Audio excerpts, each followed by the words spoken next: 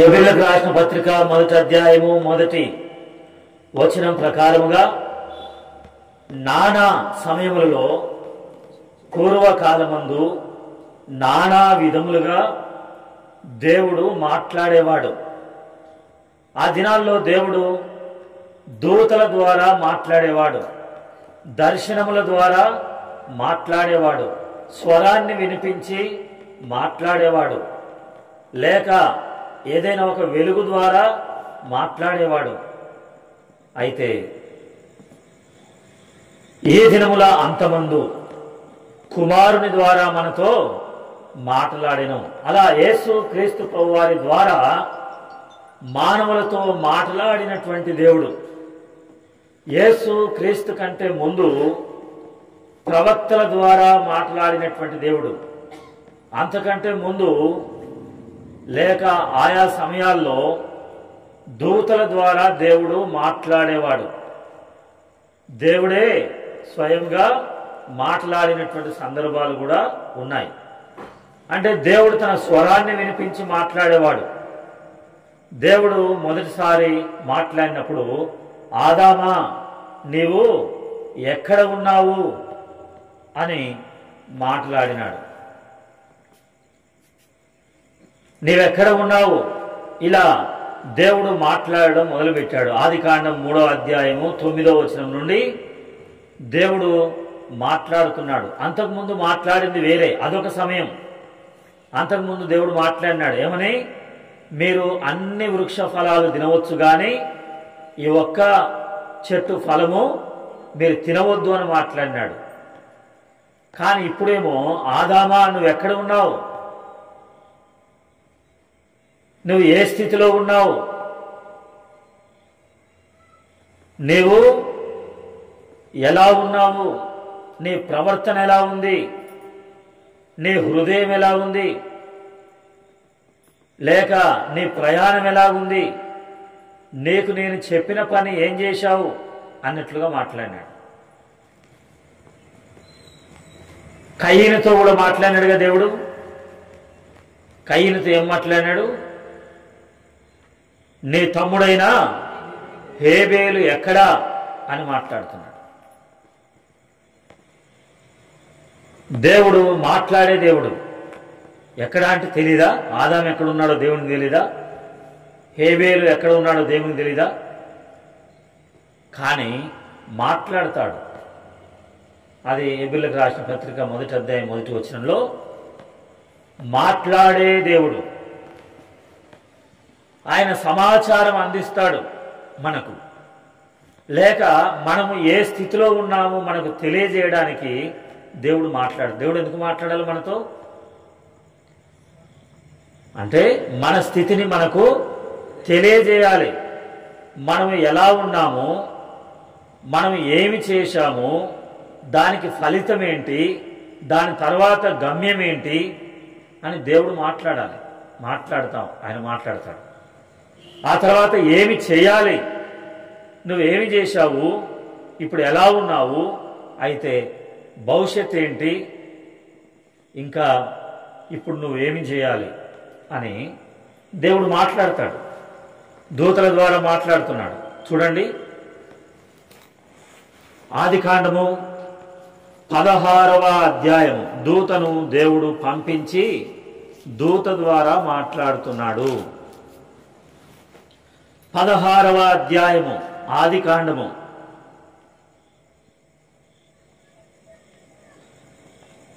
7వ వచనమా? 7వ వచనము. హాగరుతో దేవుని యొక్క దూత వచ్చి మాట్లాడుతున్నాడు కదా, చదవండి.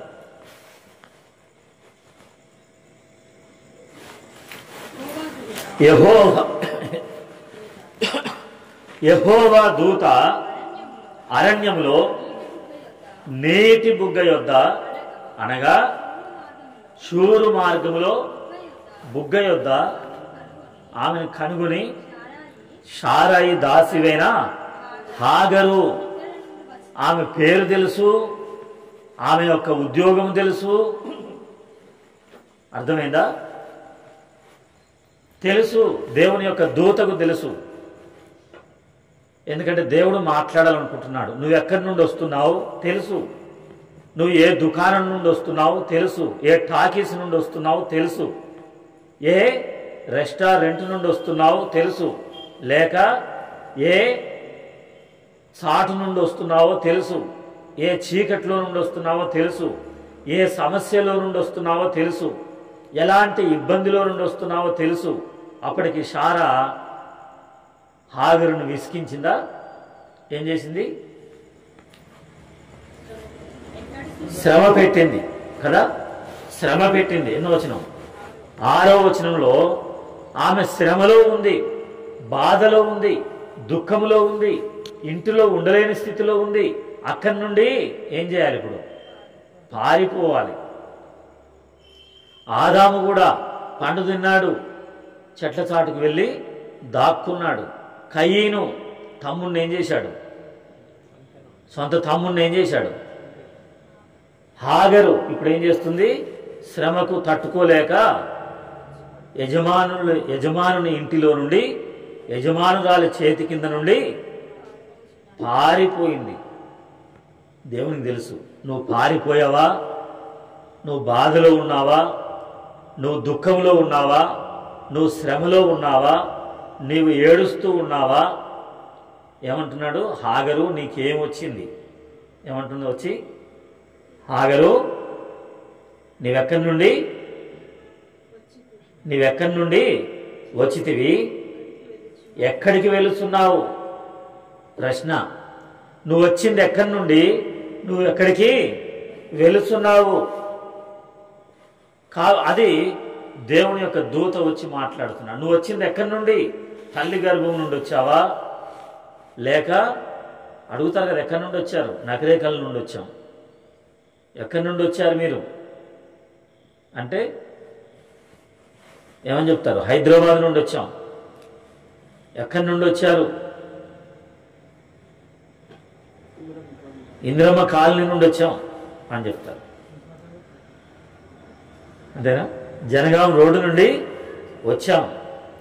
ఇలా ఎక్కడి నుండి వచ్చారో అడుగుతున్నాడు దూత. ఎందుకంటే ఏం చెప్తుందా హాగరు, ఏం చెప్తుందా అని అడిగాడు. దూత మాట్లాడేటువంటి సందర్భం అది. దేవుడు దూత ద్వారా మాట్లాడుతున్నాడు. హాగరును తిరిగి వెనక్కి పంపించాడు. నువ్వు వెళ్ళు, ఎక్కడ ఉంటే క్షేమం, ఎక్కడ సమాధానం, ఎక్కడ ఆరోగ్యం, ఎక్కడ ఆనందం, ఎక్కడ దైవ సన్నిధి కదా. అబ్రహాం ఇంటిలో ఉంది దేవుని సన్నిధి, ప్రార్థన ఉంది, సహవాసం ఉంది, అక్కడ విశ్వాసం ఉంది, అక్కడ స్వస్థత ఉంది, అక్కడనే రక్షణ ఉంది, అక్కడనే విడుదల ఉంది, అక్కడ ఆత్మీయమైన క్రమం ఉంది. అలా పంపించాడు. వెళ్ళి అక్కడ ఏమైంది? మరి ఒక కుమారుని కన్నది. ఆ కుమారునికి ఎంత వయసు వచ్చేంతవరకు ఉన్నది? అబ్రహాంకి ఇస్మాయిల్కి ఎంత వయసు వచ్చేంతవరకు ఉన్నది? హాగరు 21వ అధ్యాయం ఉంది కదా, 13 సంవత్సరాల. అలా దేవుడు దూత ద్వారా పంపించాడు.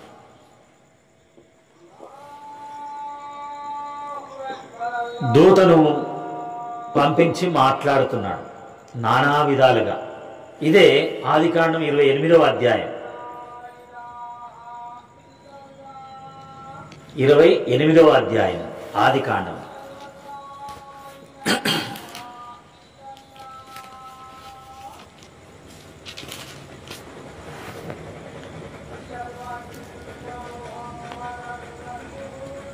పన్నెండవ వచనం నుండి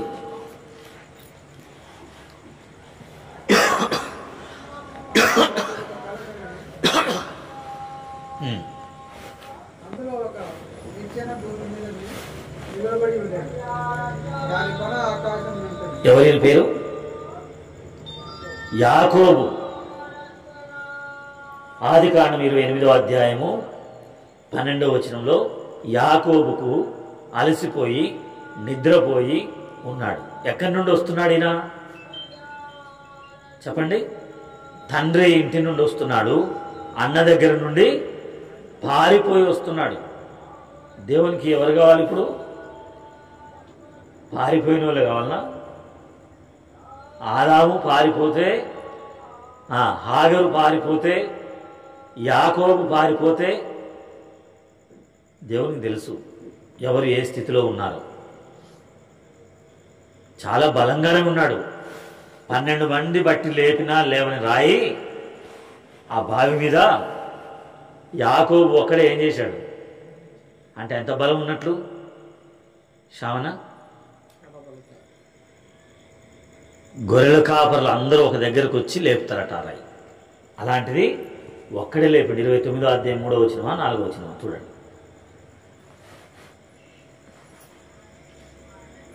29 ఉందా? ఎన్నో వచనం? 3వ వచనము. ఆ బావి మీద మూత వేసి ఉండెను, అక్కడికి మందలన్నీ కూడి వచ్చినప్పుడు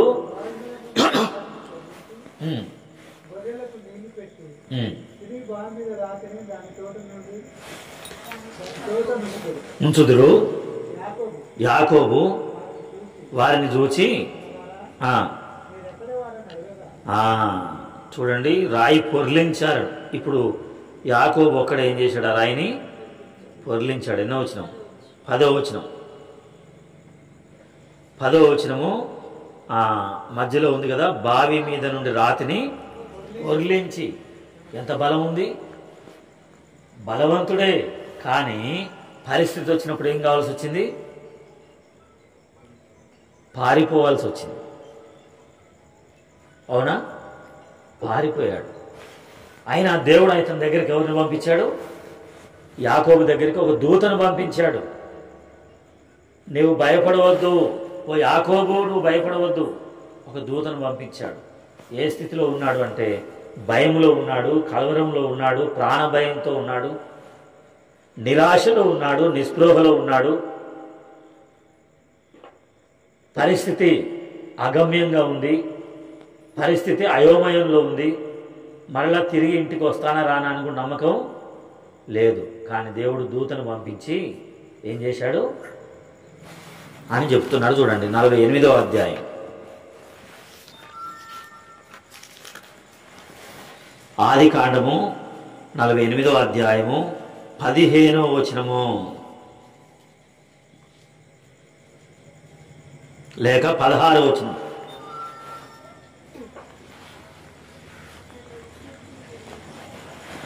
48, 16 లేదా అనగా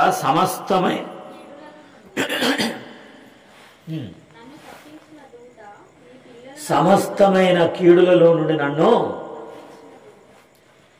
ఎన్నో కీడులు, అన్ని కీడుల్లో నుండి యాకోబును దేవుడు తప్పించాడు కదా. ఎవరిని పంపించి? దూతను పంపించి తప్పించాడు. అంతేనా? అలా దేవుడు తన దూతను పంపించి తప్పించేవాడు. ఒకసారి అబ్రహాముతో దేవుడు అన్నాడు, ఓ అబ్రహామా అన్నాడు. ఏంటి? 22వ అధ్యాయం 1వ వచనంలో చిత్తం ప్రభువా అన్నాడు. ఆదికాండం 22వ అధ్యాయంలో. అంటే దేవుడు ఏమన్నాడు? లాదరణ దేవుడు ఏమన్నాడు? అబ్రహాముతోటి దేవుడు ఏమన్నాడు?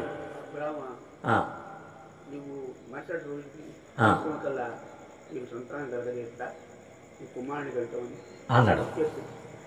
22వ అధ్యాయంలో అబ్రహామును పిలిచి, అయ్యా నీకు ఒక్కడై ఉన్న నీ కుమారుణ్ణి అలా అడుగుతున్నాడు. అడిగితే అబ్రహాము నిజంగానే దేవుడు అడిగిండో లేదో వెంటనే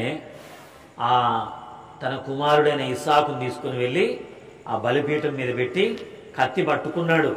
కత్తి ఎత్తే సమయానికే దేవుడు ఎవరిని పంపించాడు? చదవండి ఇప్పుడు 22వ అధ్యాయం 12వ వచనమా 10వ వచనమా చదవండి. 22. అప్పుడు అబ్రహాం కత్తి పట్టుకొనగా దేవుని దూత ఎక్కడి నుండి? పరలోకము నుండి అబ్రహామా అని పిలిస్తే భూమి మీద ఉన్న అబ్రహాముకి వినబడింది. వెంటనే ఒకసారి చూశాడు, ఏంటి నా పరిస్థితి? దేవుడు దూత ద్వారా మాట్లాడుతున్నాడు కదా. అబ్రహాంకి ఏముంది హృదయంలో? చెప్పండి, ఏముంటుంది? బాధ. సొంత కుమారుణ్ణి బలిపీఠం మీద, ఏంటి నా పరిస్థితి? నేనెంతో ప్రేమించే నా కుమారుడు, నా పరిస్థితి ఏంటి? నా భవిష్యత్ ఏంటి? వాగ్దానం ఇచ్చాడు, నేను ఆశీర్వదిస్తానన్నాడు, ఆకాశ నక్షత్రాల వలె చేస్తానన్నాడు అని మనసులో ఎన్నో ఆలోచనలు ఉంటాయి కదా. అయినా దేవుడు అబ్రహాంతో మాట్లాడుతున్నాడు. ఏమనంటే, నీవు దేవునికి భయపడువాడని నాకు ఇప్పుడు అర్థమైంది. దేవుడు మాట్లాడతాడు అలా. నిర్గమాకాండం 3వ అధ్యాయము, నిర్గమాకాండము 3వ అధ్యాయము. మోషే అనేటువంటి ఒక భక్తుడు ఐగుప్తు దేశంలో ఒక రాజు కుమారునిగా పెరిగి అక్కడనే విద్య అభ్యసించి మంచి జ్ఞానం కలిగి మంచి ప్రావీణ్యం కలిగి, ఎంత బలము! ఒక దెబ్బకే చెప్పండి, అది ఒక్క బాల్కే ఏమైపోయిందంట? ఒక్క బౌలింగ్కే 6 కొట్టిండట. ఇది ఎట్లా అవుటు. అట్లా ఉండాలి. అలాంటి వాడు మోషే. అలాంటి మోషే పారిపోవాల్సిన పరిస్థితి వచ్చిందిగా. పోయి బావి దగ్గర కూర్చున్నాడు. తర్వాత మళ్ళీ అక్కడి నుండి దేవుడు కనికరించి ఏదో బలపరిచినాక ఆయన గొర్రెలు కాసుకుంటూ ఉన్నాడు. దేవుడేమో నా ప్రజలు ఏడుస్తున్నారు, నా ప్రజలు బాధపడుతున్నారు అని 2వ అధ్యాయం చివరిలో ఉంటే, 3వ అధ్యాయంలో ఆయనకేం పట్టనట్టు నాకెందుకులే అని చెప్పి 40 సంవత్సరాలు దేవుని ప్రజల్ని ఏం చేశాడు? మరిచిపోయాడు. ఎవరు? మోషే. అంతకుముందేమో నా ప్రజలకు ఏమైనా జరిగితే నేను తట్టుకోలేనని చెప్పి పౌరుషంతో రోషంతో ఉన్న వ్యక్తి 40 సంవత్సరాలు విడిపోయింది. అప్పుడు దేవుడు ఎవరిని పంపించాడో చూడండి. 3వ అధ్యాయం 3వ వచనం నుండి, నిర్గమాకాండం 3:3 నుండి. అప్పుడు మోషే, ఆ పొద ఎలా కాలిపోలేదో నేను అటువైపు వెళ్ళి, మోషే గొర్రెలు కాసుకుంటున్నాడు. ఆ గొర్రెలు కాస్తూ ఉండగా అక్కడ ఒక పొద కాలిపోతుంది. ఇప్పుడు ఇక్కడ ఉన్న పొద ఏమైంది? కాలిపోయిందిగా, మండుతుంది. అయితే మండుతుంది కానీ బూడిద కావట్లేదు. ఇక్కడ ఏమైంది? పొద బూడిద అయిపోయింది. అక్కడ బూడిద కావట్లేదు, మండుతూనే ఉంది. ఏంటి మంట మండుతుంది కానీ అది బూడిద కావట్లేదు? ఎంతసేపు మండుతుంది ఇంకేది? ఒక అర్ధగంట చూశాడేమో, గంట చూశాడేమో, ఇంకా అలాగే మంట మండుతుంది కానీ బూడిద కావట్లేదు, కాలిపోవట్లేదు. ఉందా అక్కడ? చూద్దాం. అవునా? 2వ వచనంలో ఉంది, 3వ వచనంలోనా? 2వ వచనంలో చూశారు కదా, అలా ఉంది. అప్పుడు దగ్గరికి పోతుంటే ఎవరు వచ్చారు? చదవండి. యెహోవా దూత అతనికి ప్రత్యక్షమై దేవుడు తన దూత ద్వారా మాట్లాడుతూ ఉన్నాడు. నానా సమయములలో నానా విధములుగా మాట్లాడుతున్నాడు. నానా సమయాలంటే ఆదాము పాపం చేసి పారిపోయే పరిస్థితి, హాగరు శ్రమ తట్టుకోలేక కష్టం తట్టుకోలేక పారిపోయే పరిస్థితి, యాకోబు ఏం చేసి మోసం చేసి పారిపోయిన పరిస్థితి. తర్వాత ఇప్పుడు మోషే తనకు ఏదైతే నియమించాడో ఆ పని విషయంలో శ్రద్ధ లేకుండా తను వేరే ఆలోచనలు కలిగి ఇష్టానుసారంగా ఉన్నప్పుడు ఆయన పారిపోయిన పరిస్థితి. అయినా దేవుడు అందరితో మాట్లాడే దేవుడు. అబ్రహాము దేవుని కంటే ఎక్కువగా ఎవరిని ప్రేమిస్తున్నాడు?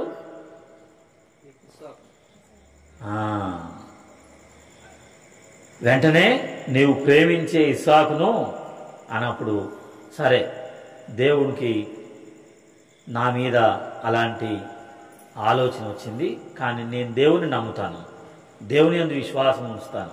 ఇప్పుడు ఆయన విశ్వాసానికి పరీక్షగా దేవుడు అడిగిన మాటకు ఆయన సమర్పించుకోవడానికి ఇష్టపడ్డాడు. దేవుడు దూతను పంపించి ఆపేశాడు దాన్ని. వెంటనే ఒక పొట్టేలుని ఇచ్చాడు. ఇక్కడ మోషేతో దేవుడు దూత ద్వారా మాట్లాడుతున్నాడు. అయితే సమయం ఇప్పటికే ఒకరు సాక్ష్యం చెప్పారు కాబట్టి ఇప్పుడు మనం త్వరగా వెళ్ళిపోదాం. షద్రకు మెషకు అబేద్నెగోలను ఎక్కడ వేశారు కదా, పాట కూడా ఉంది కదా అన్న. దానియేలుని ఎక్కడ వేశారు? సింహాల గుహలో వేశారు. షద్రకు మెషకు అబేద్నెగోలను అగ్నిగుండంలో వేశారు. అగ్నిగుండంలో వేస్తే ఎవరున్నారు? అగ్నిగుండంలో ముగ్గురు నేస్తే నలుగురు కనపడుతున్నారు. ఎవరా నాలుగో వ్యక్తి? తర్వాత సింహాల గుహలో వేస్తే దేవుడు ఎవరిని పంపించాడు? సింహాల గుహలోనికి దూతను పంపిస్తే ఆ దూత సింహాల మూలను మూసివేశాడు. ఈ అగ్ని వీళ్ళ మీదకి ఏమీ చేయకుండా దేవుని దూత. ఇలా దేవుడు నానా విధాలుగా నానా సమయాల్లో అలా దర్శనం ద్వారానో మాట్లాడుతున్నాడు. యాకోబుతో మాట్లాడినాడు కదా. ఒక నిచ్చెన కనపడింది, దాని మీద ఎవరున్నారు? దేవుని దూతలు పైకి వెళ్తున్నారు, కిందికి వస్తున్నారు.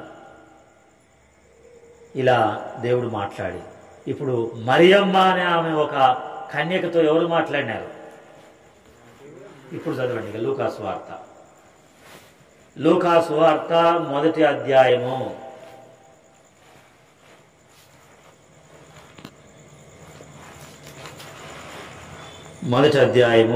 28వ వచనమా? ఆ దూత లోపలికి వచ్చి ఆమెను చూచి, దయాప్రాప్తురాలా, నీకు ఏంటంట? శుభము, నీకు శుభము, దయాప్రాప్తురాలా, నీకు శుభము అన్నాడు దేవుని దూత వచ్చి. ఆమెకు ఆశ్చర్యం కలిగింది. దేవుని దూత ఏంటి నా దగ్గరికి రావడం ఏంటి? దేవుడు నాతో మాట్లాడడం ఏంటి? దేవుడు నా దగ్గరికి దూతను పంపించడం ఏంటి? అవును, ఈ మాటలు వింటున్నటువంటి నీవు ఎంతో దేవుని దృష్టిలో దయ పొంది ఉన్నావు కాబట్టి నీ వద్దకు ఇలాంటి వర్తమానం పంపిస్తున్నాడు రాత్రి. ఆదాము దగ్గరికి ఎలా, లేక కయ్యని దగ్గరికి వచ్చినట్లుగా, లేక హాగరు దగ్గరికి వచ్చినట్లుగా, ఇంకా అబ్రహాము దగ్గరికి వచ్చినట్లుగా, యాకోబు దగ్గరికి వచ్చినట్లుగా, మోషే దగ్గరికి వచ్చినట్లుగా, షద్రకు మెషకు అబేద్నెగోల దగ్గరికి వచ్చినట్లుగా, దానియేలు దగ్గరికి వచ్చినట్లుగా, ఇప్పుడు మరియ దగ్గరికి వచ్చినట్లుగా ఈరోజు రాత్రి దేవుడు నీ దగ్గరికి ఈ వర్తమానాన్ని పంపించాడు. దయాప్రాప్తురాలా, నీకు శుభము. ఏంటా శుభం అంటే నీలోనికి క్రీస్తు రాబోతున్నాడు. అందుకనే ఈ దినముల అంతమందు కుమారుని ద్వారా మనతో మాట్లాడినాడు. ఎవరా కుమారుడు? ప్రభువైన యేసు క్రీస్తు వారు. చదవండి ఇప్పుడు హెబ్రీ 1:3, 1:2 చదువుకున్నాం కదా. హెబ్రీ 1:3 చదవండి, ఇప్పుడు అర్థమవుతుంది. ఆయన ఎవరో ఆ క్రీస్తుని గురించి చెప్తున్నాడు ఇప్పుడు ఆ దూత వచ్చి. అలాగే నేను కూడా ఈ రాత్రి చెప్తున్నాను. అప్పుడు వచ్చిన దూత పేరేం పేరు? గబ్రియేలు. ఇప్పుడు చెప్పే దూత పేరేం పేరు? ప్రభుదాస్. చదవండి 3వ వచనం. ఆయన అంటే క్రీస్తు దేవుని మహిమ యొక్క తేజస్సు. మహిమ, దేవుని మహిమ యొక్క తేజస్సు ప్రభువైన యేసు క్రీస్తు వారు. దేవుడు దేవునిగా వస్తే నువ్వు భరించలేవని దూతను ఎలా దూత రూపంలో పంపించాడో ఆ దినాల్లో తన కుమారుని ద్వారా మనతో మాట్లాడడానికి వచ్చాడు. అంతేకాదు ఆ కుమారుని గురించిన వర్తమానం ద్వారా ఈ రాత్రి ఈ వాక్యం ద్వారా నీతో మాట్లాడుతున్నాడు. దేవుని మహిమ యొక్క తేజస్సు, మూర్తి, అంతేనా? మూర్తి మంతమునై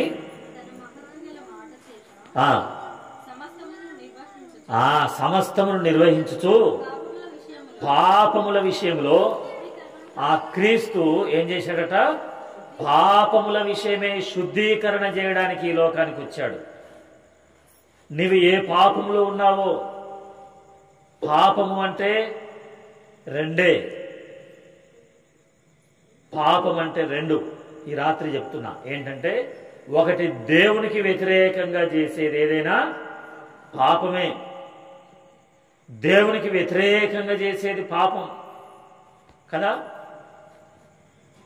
రెండవది చెప్పండి, తోటి మనిషికి వ్యతిరేకంగా చేసేది పాపం. దేవునికి వ్యతిరేకంగా చేసేది ఏంటి? దేవుడు లేడని చెప్పడం ఒకటైతే, దేవుణ్ణి దేవునిగా మహిమపరచకుండా దేవునికి ఇచ్చే మహిమను మనుషులకు ఇవ్వడము, జంతువులకు ఇవ్వడము, పక్షులకు ఇవ్వడము. దేవునికి ఇవ్వాల్సినటువంటిది వాక్యం రాసింది, దేవుణ్ణి గడ్డి మేసే ఎద్దు రూపంలో మారుస్తావా అని రాసింది కీర్తనలో. ఉందా? చూస్తారా? దొరుకుతుందా మాట మీకు? చదవండి. కీర్తనలు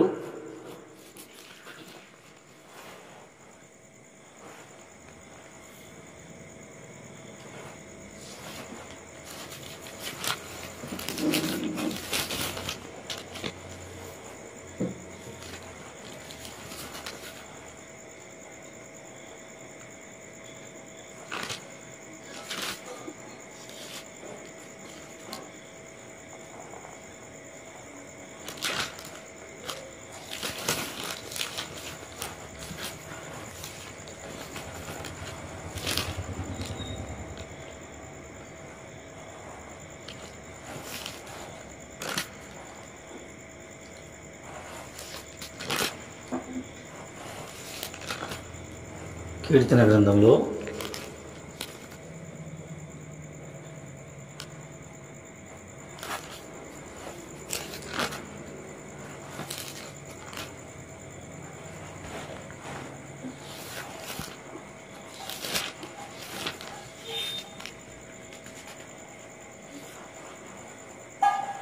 దొరికిందా మీకు? 106వ కీర్తన ఎంత? 20వ వచనం చదవండి. 106:20 అర్థమైందా?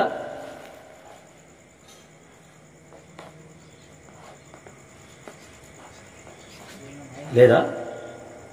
ఇంతమంది ఉన్నారు. 106:20 కీర్తనలు. ఆ మహిమాస్పదమును ఉంది కదా, అర్థమైందా? ఇంకా వివరించే సమయము కాదు, పరిస్థితి కాదు, అర్థం చేసుకోవాలి మనం. అలా ఏ రూపంలోనికి, అందుకని ఆ మహిమ కలిగినటువంటి దేవుడు ప్రేమించి మన పాపములన్నిటి నుండి, దేవునికి వ్యతిరేకం అంటే ఇది, దేవునికి వ్యతిరేకం అంటే ఇది. అప్పుడప్పుడు ఏం చేస్తారంటే ఈ కార్టూన్లలో, కార్టూన్స్ వస్తుంటాయి కదా, అందులో చెప్పండి ఎవరో ఒక నాయకుడిని ఇచ్చి, నాయకుని యొక్క ముఖము మా శరీరం అంతనేమో ఒక కుక్కను పెట్టి, ఒక ఏనుగునో ఒక కుక్కనో ఒక నక్కనో పెట్టి, పెద్ద పులును పెట్టి, ముఖం మాత్రం ఆ నాయకుడిని పెడతారు. చూసారా మీరు కార్టూన్స్లో? అర్థమైందా? దాంతో సమానమని. అలా దేవుణ్ణి ఈ సృష్టిలోని గడ్డి మేసే, లేక చెత్త మేసే, లేక పెంట మేసే వాటి రూపంలోనికి మార్చి, అది దేవునికి వ్యతిరేకమైన పాపం. రెండవది, తోటి మానవునికి వ్యతిరేకంగా చేసే పాపం ఏంటి అంటే, పాపములు రెండు రకాలు. ఒకటి దేవునికి వ్యతిరేకం, రెండేమో మనిషికి వ్యతిరేకం. అదేంటంటే అబద్ధం, దొంగతనము, వ్యభిచారము, నరహత్య, మోసము, కుట్ర. ఇది ఇంకా ఇందులోనే నాకు వ్యతిరేకంగా నేనే అంటే నన్ను నేను పాడు చేసుకునేది ఏంటిది చెప్పండి? నన్ను నేను పాడు చేసుకునేది ఏంటిది అంటే, నన్ను నేను పాడు చేసుకునేది అంటే త్రాగడం, అవునా? తర్వాత రకరకాలైన ఆటలు ఆడడం బెట్టింగా ఇదంటే కింద నన్ను నేనేం చేసుకునేది, అది పాడు చేసుకునేది. ఏమైంది? ఆడితే సంతోషం కదా? లేదు, అట్లా ఆడి ఆడి చివరికి సచ్చినోళ్ళు లేరా కదా? తాగి తాగి సచ్చినోళ్ళు ఉన్నారు. నిజమా కదా? గుట్కా నరకానికి జట్కా, సిగరెట్టు నరకానికి తొలిమెట్టు అన్నారు. సమయం లేదు కాబట్టి ఇలాంటి పాపముల నుండి ఏం చేయాలి? శుద్ధీకరణ చేయాలి. పాపములు కడగాలి, పాపముల నుండి విడిపించాలి, పాప శిక్ష నుండి విడిపించాలి, చివరికి నరకము నుండి తప్పించాలి. అందుకనే చదవండి ఎబ్రీ 1:3 ముగించుకుందాం. 4 పాపముల శుద్ధీకరణము తానే చేసి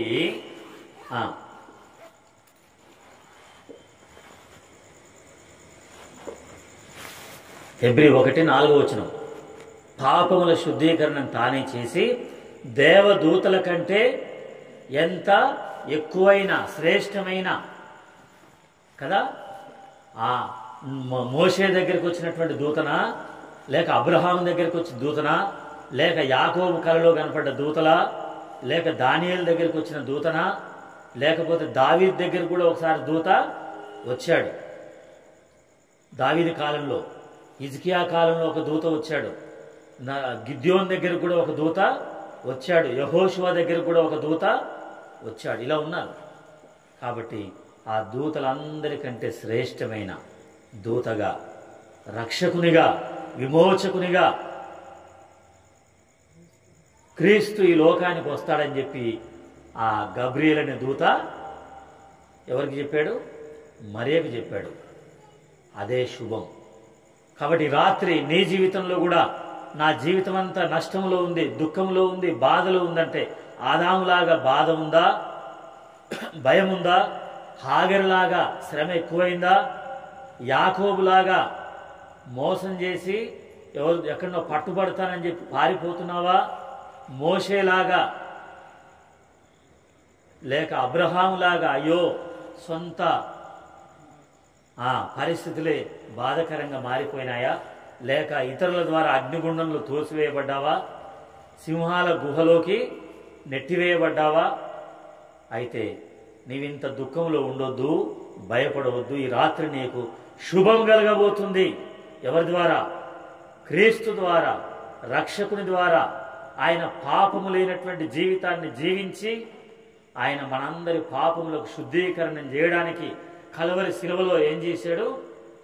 రక్తాన్ని చిందించాడు, మరణించాడు, సమాధి చేయబడ్డాడు, తిరిగి లేచాడు, మరలా రాబోతున్నాడు. అలా వచ్చేటువంటి ఆ యేసు క్రీస్తు ప్రభువారిని నీవు నమ్మినట్లయితే నీ పాపముల శుద్ధీకరణ, నీకు నెమ్మది, శాంతి, సమాధానం కావాలని ఆశ ఉన్నవారు మీరు ఇలాంటి కూడికల్లో పాలు పొందండి, ప్రార్థన చేసుకునండి, దేవుని వాక్యం చదవండి, పశ్చాత్తాపడండి, మీరు ఇతరులకు తెలియజేయండి, మీకు నిత్య జీవం కలుగుతుంది. చిన్న ప్రార్థన చేస్తాం, మౌనంగా ఉండండి. ఎక్కడున్నా ఈ మాటలు దేవుని మాటలు, సత్యమైన మాటలు, నిత్య జీవంతో కూడినటువంటి మాటలు.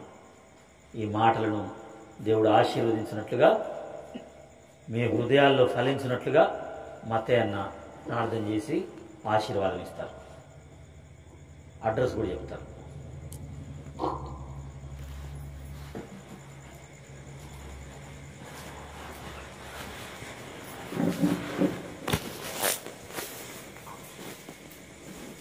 ప్రేమ, నమ్మకము, కృపా, కనికరం గల తండ్రి,